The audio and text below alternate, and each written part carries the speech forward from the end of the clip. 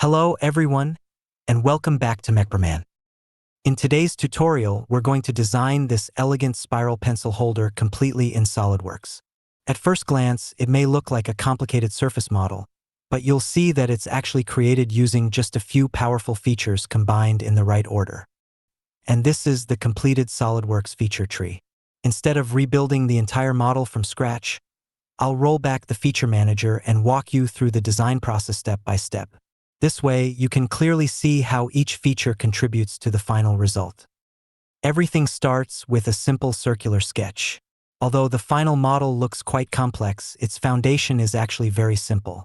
We first create a circle that defines the main dimensions of the cup. In this example, the diameter is 95 millimeters, and the overall height is 250 millimeters. Once the base profile is complete, the next step is creating the spiral path. For that, we use the Helix command, which is located under the curve features in SolidWorks.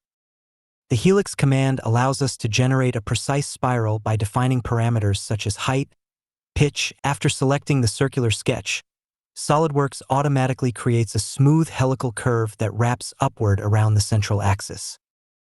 Now that we have the path, it's time to create the main body. For this, we use one of the most useful features in SolidWorks, the sweep command.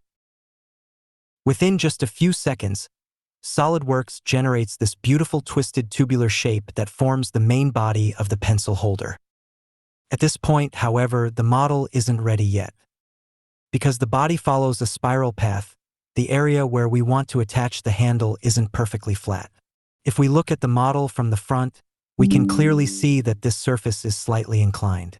Attaching a handle directly onto this sloped surface would create poor contact and make the design look less refined. To solve this, we perform a cut-extrude operation and machine a perfectly flat surface where the handle will eventually be connected. Next, we also need to flatten the bottom of the cup. Since my sketch plane is located at the base of the model, I use the offset option inside the cut-extrude command. This is a very useful technique because it allows us to control the cutting distance directly without creating additional reference planes. It's a small workflow improvement, but it makes the modeling process much cleaner and faster. After performing the cut, you'll notice that a small unwanted piece of geometry remains. This happens because part of the spiral extends into the cut region. Instead of rebuilding the feature, the quickest solution is simply to use the delete face command. I select the unnecessary face, right-click, choose delete face, and SolidWorks removes that extra surface while keeping the rest of the geometry intact. Finally, it's time to create the handle. To do this, I first create a 3D sketch which gives me complete freedom to define the handle path in three-dimensional space. Once the path is finished, I use the sweep feature one more time to generate the handle profile and connect it smoothly to the main body of the cup. At this stage, the primary geometry of our pencil holder is complete. In the next part of the tutorial, we'll continue refining the model, improve the transitions between the features, and prepare it for a high-quality render. Now let's continue building the lower section of our pencil holder. At this stage, we create another sketch along with a new reference plane. As you can see, this sketch isn't part of the final model itself. Instead, it's used to define the position and orientation of the construction plane that we'll need for the next feature. Because the bottom of the cup isn't perfectly horizontal, we first create an angled reference plane. This allows us to sketch the lower profile exactly where we want it, matching the overall flow of the spiral design. You'll notice that throughout this project, several sketches and reference planes are created. These are simply construction tools that help us generate more complex geometry. They may seem unnecessary at first, but they play an essential role in creating clean and controlled surfaces. Now it's time to use one of the most powerful surface and solid modeling features in SolidWorks, the Loft command. In this case, the first profile is the lower section that we sketched on the angled plane, while the second profile is created on another offset reference plane above it. Next, we use the shell feature. The shell command removes the internal material while leaving a uniform wall thickness, transforming the solid body into a functional container that's ready to hold pencils or pens. This is a common technique when designing plastic products because it creates realistic wall thickness while reducing material usage. However, after applying the shell feature, the lofted section extends above the opening, and we don't want that extra geometry to remain. To remove it, we create another reference plane positioned at the desired height.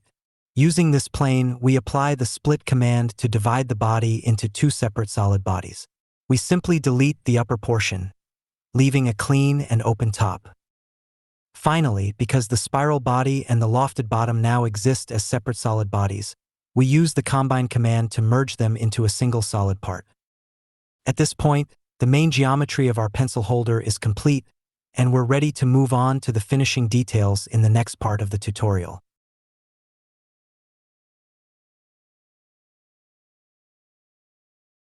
After merging the bodies, there are still a few unwanted faces left from the previous operations. These extra surfaces are simply construction artifacts, and they don't contribute to the final design. To clean up the geometry, I use the delete face command once again. At this stage, I apply several fillets to soften the sharp transitions between different features. Adding fillets not only improves the aesthetics of the model but also creates smoother stress transitions and results in a part that is easier to manufacture. In addition to fillets, I also make use of the Move Face command. You can access this feature by right-clicking in the modeling workspace or from the direct editing tools. The Move Face command is extremely useful when you want to make quick adjustments without rebuilding previous features. For example, in this model, I slightly reposition one of the faces to eliminate an unwanted edge. This allows the following fillet operation to generate a much cleaner and smoother result. After these final refinements, the pencil holder is completely finished and ready for manufacturing. If you'd like to produce it using a 3D printer, simply export the model as an STL file or any other format that your slicer software supports. Once exported, the model is ready to be sliced and printed. I think this design would make a beautiful desk accessory, and it's also a great exercise for practicing important SolidWorks features such as Helix, Sweep, Loft, Shell, Split, Combine, Delete Face, Move Face, and Fillet. If you'd like to download this model, let me know in the comments below. I'd be happy to share either the printable STL file or even the original SolidWorks file so you can explore the feature tree yourself and follow the tutorial step by step. Here's one final look at the rendered model. I hope you enjoyed this tutorial and learned something new today. Thank you so much for watching all the way to the end.